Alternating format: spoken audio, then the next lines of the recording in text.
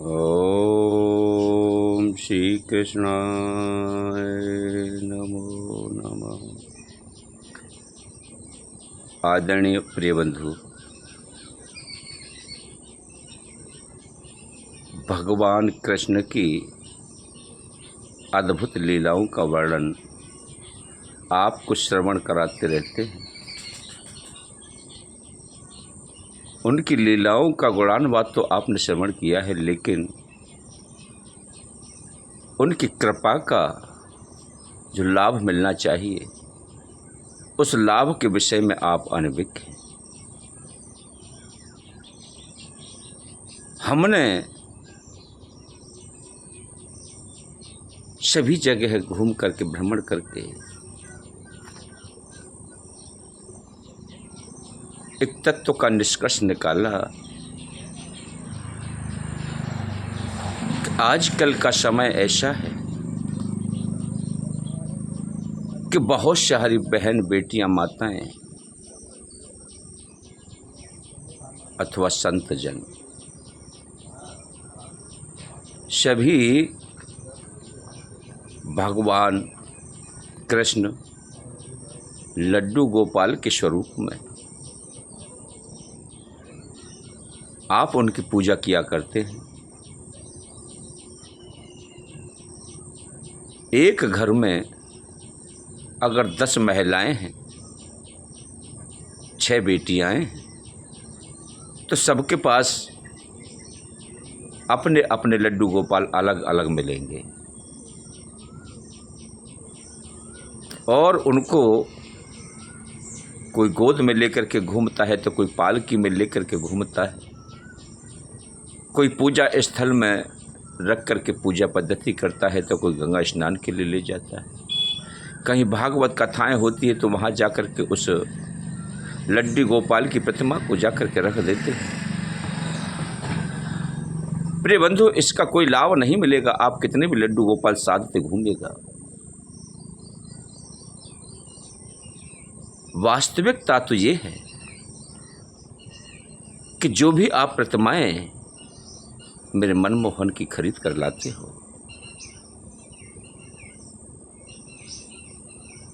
तो उनकी विधिवत प्राण प्रतिष्ठा होनी चाहिए।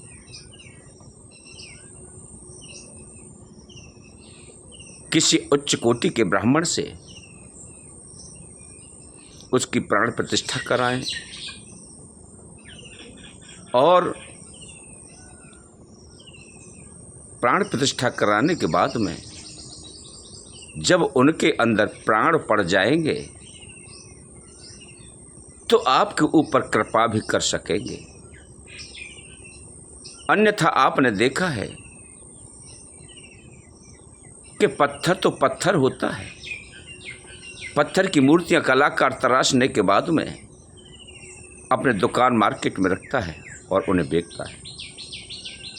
वो तब तक पत्थर ही रहते हैं, तब तक प्रतिमाएं ही बनी रहती हैं, तब तक मुर्दा हैं, तब तक उनमें प्राण नहीं डाले जाते। आप उस समय जो पूजा कर रहे हो प्राण प्रतिष्ठा के, वो मुर्दा की पूजा है। जहाँ मुर्दा की पूजा की जाती है तो वहाँ घर में क्लेश तैयार होती है, प्रेत बाधाएं घर में जगह करती हैं। भगवान अपनी कोई भी कृपा उनके ऊपर नहीं करते। ये आपकी भावनात्मक का विषय है, भावनाओं का विषय है, आपके प्रेम का विषय है कि आप उन्हें लेकर के घूम रहे हो। तो चाहे आप प्रेम मुर्दा से कर लो या आप जीवित से कर लो,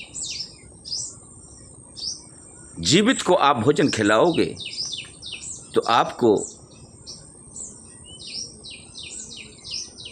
वह अपना फायदा भी पहुंचाएंगे, और मुर्दा के लिए भोजन खिलाते रहो तो क्या खाएगा? पड़ा रहेगा।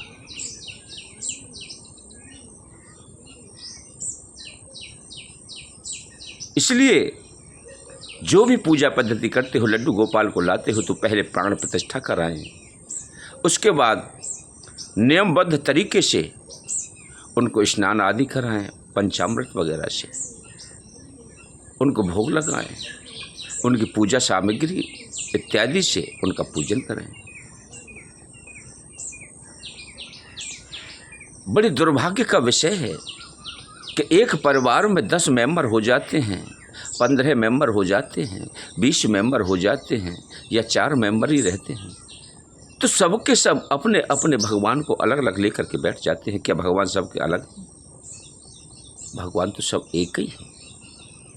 जिस घर में जिन बुजुर्गों ने पूजा का स्थान बना दिया, जिनके जो भगवान हैं, जो इष्ट हैं, जो पूजा पद्धति चली आ रही है, उसी नियम से उसी स्थान पर आप रहें, कहीं भी घर अनेकों बना लें, परिवार अनेकों हो जाएं, लेकिन पूजा का स्थान एक ही होना चाहिए। मालूम पड़ा कि उस घर में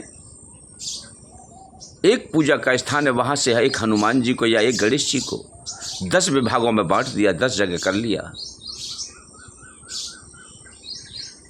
तो क्या वहाँ चले जाएंगे? कदापि नहीं।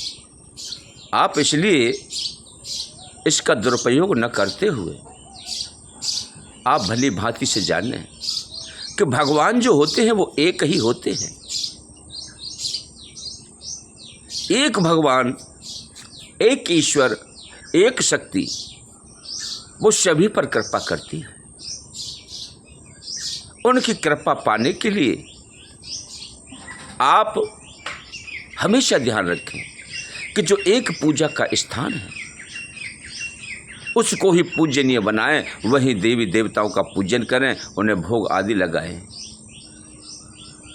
घर में कलेशें होती हैं तो यही कारण है कि आपने उनका विभाजन करके अलग अलग कर दिया है। और जब कलेशें तैयार होती हैं तो वहाँ पर उपद्रव पैदा होते हैं, बीमारियां वास करती हैं, घर में धन की हानि होती है। फिर कहते हैं कि हमारे अंदर ये घाटा हो रहा है, अरे लक्ष्मी वास नहीं करती, आती है तो रुकती नहीं, हमारे घर में बीमारियां बस गई हैं, मुकदमा बहुत हो गए हैं, झगड़ा फसाद होते रहते हैं, पति पत्नी में अनबन बनी रहती है, पिता पुत्र में झगड़ा रहता है, इत्यादि। तो आप अपने को स्वतंत्र रखने के लिए, भगवान को समर्पित होने के लिए एक ही स्थान का चयन करें जहां बुजुर्गों की पूजा चली आ रही है, एक ही मंदिर है तो वहीं पर पूजा करें, चाहे रहें आप किसी जगह। आपको अनेक भगवान बिठाने की आवश्यकता नहीं है।